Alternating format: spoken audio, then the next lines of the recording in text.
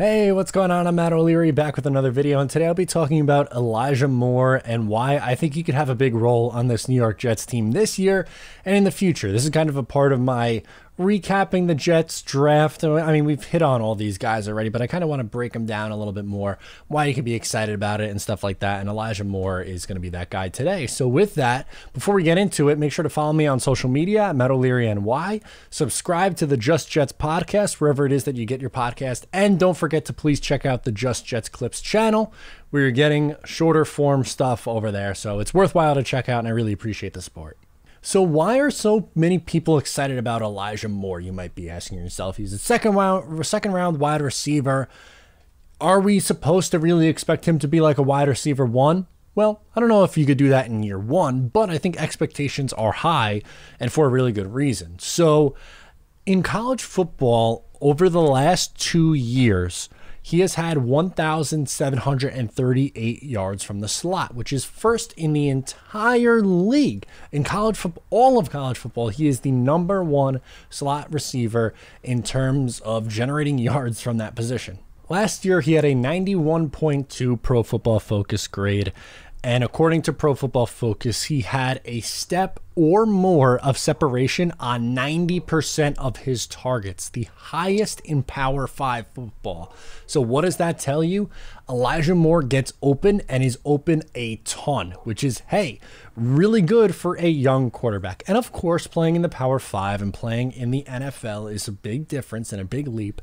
But you have to be excited that he is the best at creating separation and generating yards from the slot. And he's a different kind of slot receiver than Jamison Crowder. Crowder is really effective. He's a slippery guy, but he's not the same kind of receiver as Elijah Moore, who could just do stuff in the screen game, can get vertical down the field, and has just this insane burst. And for this reason, a lot of people had him as a first rounder. I mean, he was the 34th pick in the draft. That's basically a first round pick, but he was a top 20 player on some boards. That's how good he is.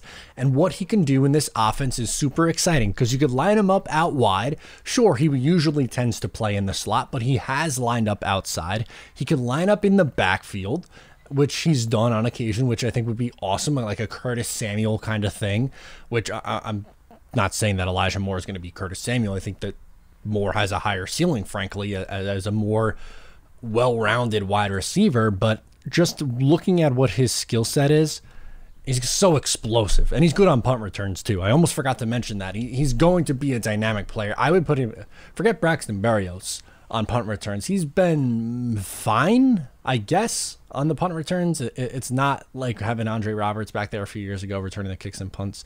But getting Elijah Moore, the ball in his hands, would be super exciting. So I'm putting him out there on punts as well. And while Elijah Moore is small in stature, don't discredit his toughness. He has some Steve Smith vibes in him. And no, I'm not saying that he's going to be a Hall of Fame type of receiver like Steve Smith, but he is extremely tough and physical at the line of scrimmage. Don't line up against him in man. You might get blown off the ball. So be careful if you're a corner trying to cover him or a safety trying to cover him, whatever. He's good on the screen as well. We talked about that earlier. Easy completions, get the ball in his hand. Like, that's what you want for your young quarterback. Zach Wilson should have a guy where he can be like, hey, I'm just going to get the ball in his hands, and he's going to get me 6 yards. He's going to turn up field to get me 6-7 yards right away, which is exactly what Elijah Moore can do, or even break it more than that.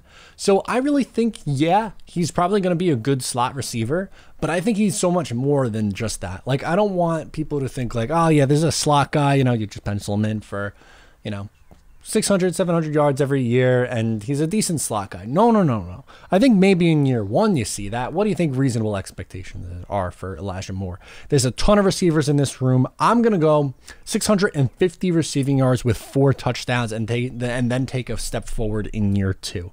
But would it stun you if this guy is a perennial 900, 1,000-yard receiver? Not for me. I can tell you that much. I think that's how good he is. And a lot of people draw the Santana Moss comparison to the New York Jets. And I think that's probably fair because he is that kind of wide receiver who can play in the slot, who could be that deep threat on the outside, who could return punts, a really jack-of-all-trades kind of a guy. And the Jets haven't had a receiver like that since. Sure, the Jets have had good receivers, but they are more bigger body guys, like the Brandon Marshall in 2015. Bigger body guy. Eric Decker is not like what Elijah Moore is. Quincy Enunwa, not the same. Robbie Anderson, not the same. You know, you can go right on down the line. The Jets haven't had someone with this kind of upside at the wide receiver position in a really long time. And no, this isn't like a Devin Smith or Stephen Hill type of second-round receiver. It's different. I think they broke that curse last year when they drafted Denzel Mims. So don't get worked over that about where he was selected and the Jets have failed second-round receivers. And baloney. Come on.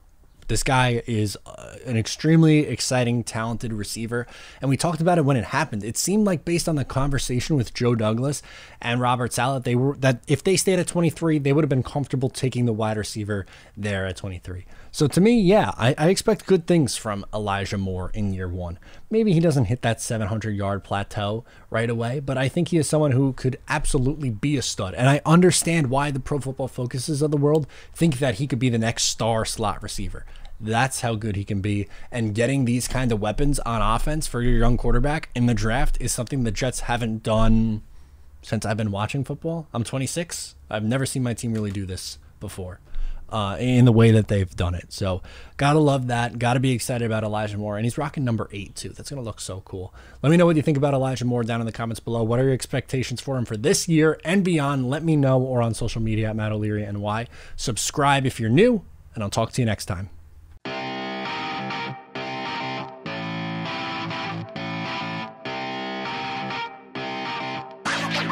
Wow.